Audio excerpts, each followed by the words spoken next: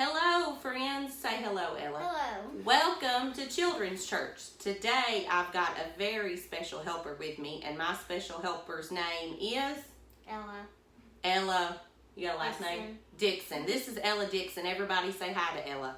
Hi, Ella. Say hi to all the people, Ella. Hello. So, Ella this week, I'm super lucky, came to see me at church, and she is going to help me tell y'all who our disciple of the week is and also some things to know about him. So are you ready, Ella?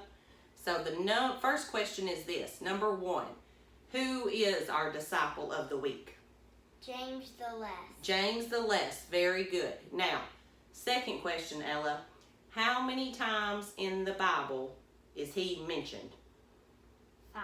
5. Very good. Is that very many times to mention somebody who's a disciple? No, don't seem like he's talked about a whole lot, does it? We'll talk more about that later. All right, number 3. Who were his parents? Mary and Alphaeus. Alphaeus. Alphaeus. Very good. That's a hard word to say, isn't it? That Alphaeus word. And number 4. James's mother, Mary, was at the crucifixion of Jesus. Who was with her? Mary Magdalene. Very good. Mary Magdalene. High five, Ella. Good job helping Miss Nicole this week. I appreciate it. Now, before we hear more about James, we're going to hear our scripture lesson this week, and we're also going to see what Ella's brother White thought James might have looked like. So let's hear our scripture lesson and see what White thought James looked like, and we'll be back in just a few minutes. Tell them bye, Ella. Bye. See you in a few.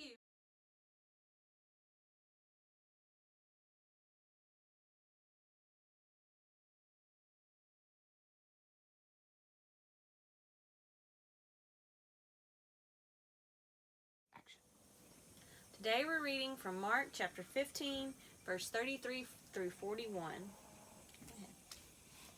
And when the 6th hour was come, there was darkness over the whole land until the 9th hour. Now we're done.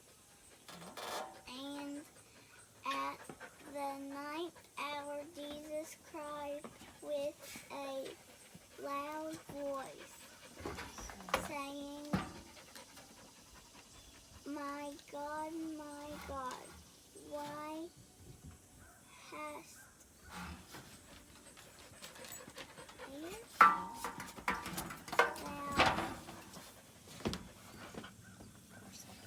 forsaken? And some of them that stood by, when they heard it, said, behold, he called Elijah. And one ran and filled a sponge full of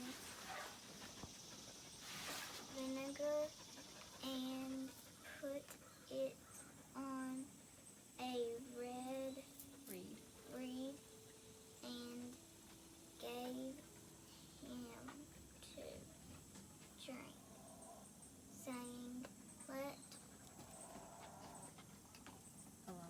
alone, let us see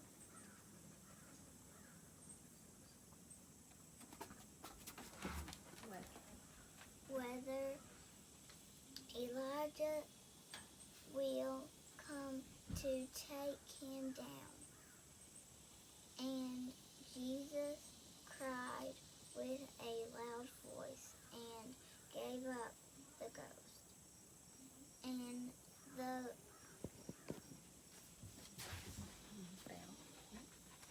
bell of the temple was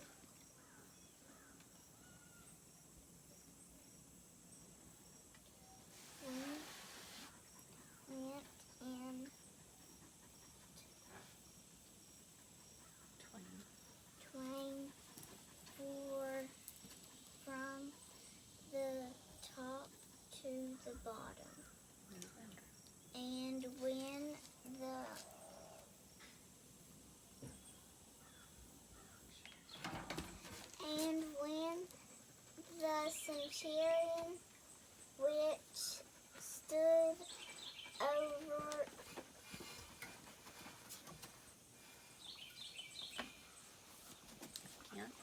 against him saw that he saw, so cried out and gave up the ghost.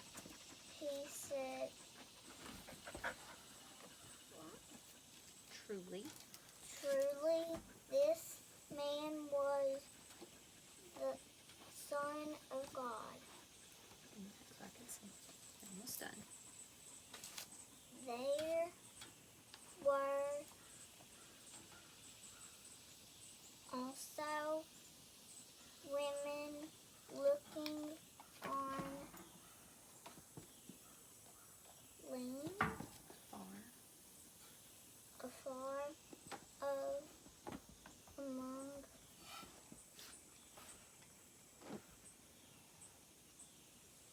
whom?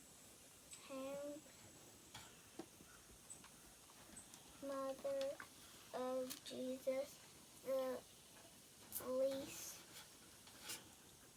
and of Joseph and Salome,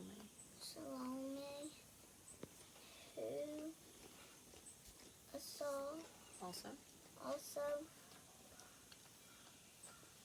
when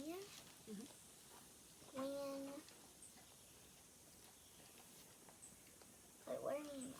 Right there. Was in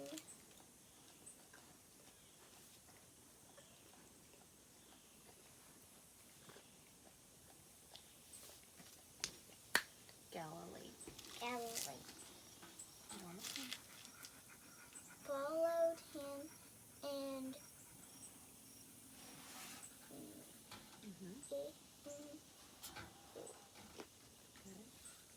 Ministered until him and many other women which came up with him until Jerusalem. Jerusalem. Good job.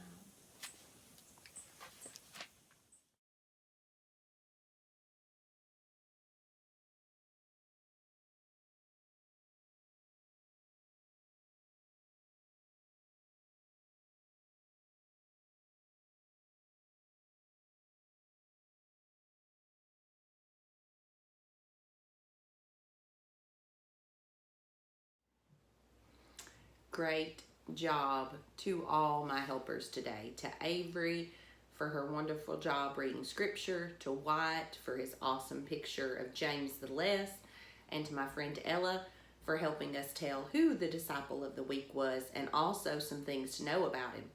So the question is, what's the lesson we can learn from James the Less?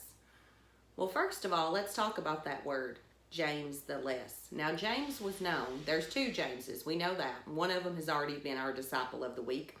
That was James, son of Zebedee. And this one was known as James, son of Alphaeus. But then he kind of became known as James the Less. And what does less mean? Well, it means not as much as someone else. So does that name mean that he wasn't as good or as much as the other James? I don't know, maybe. But even if it does that really matter? We know the first James we talked about, James, son of Zebedee, was quite known for being loud and boisterous and quite fiery and things like that. And I don't think James the Less was known for those things. But is that always necessarily a bad thing? Just because you're not as loud and as fiery and as exciting as someone else, does that mean that you're not doing what God called you to do? No. There isn't a whole lot, honestly, we know about James the Less. As Ella told you, he's actually only ever mentioned 5 times in the entire Bible. And in all those times, he's only mentioned in a list of disciples. And the only other time we really hear anything significant about him relates to his mother. In the scripture Avery read to you at Jesus' crucifixion, James's mother, Mary, was with Mary Magdalene. And it says that they ministered to him before all this happened. And we can know one thing from that alone, that James was raised in a household that believed in Jesus as the Messiah. So maybe James was just raised to have faith from the very beginning. Maybe his story of conversion and of becoming to be a follower of Christ isn't all dramatic and fancy and troubled like some others are. But that doesn't mean it was any less important or any less transforming than the other James or any other disciple. Sometimes things aren't complicated. But just because they aren't complicated or they don't require a lot of trial and tribulation doesn't mean they aren't just as transforming as the others. You know, sometimes, especially when you're raised as they call a kid in church or in a church house, you know, you don't go through the struggles and the trials and the ups and the downs before you become to believe in Jesus Christ. You simply become to believe because it's been instilled in you from day one. But that doesn't make your story or your salvation any less significant than anyone else. Sometimes, just because your trial was not long and troubling, just because your road was smooth, doesn't mean your road or your journey is any less important.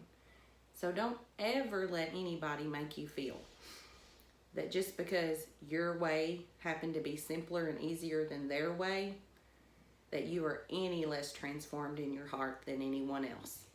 Okay? Okay. I hope you guys have the very, very, very best week.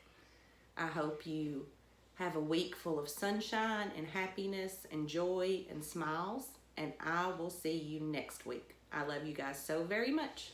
Bye.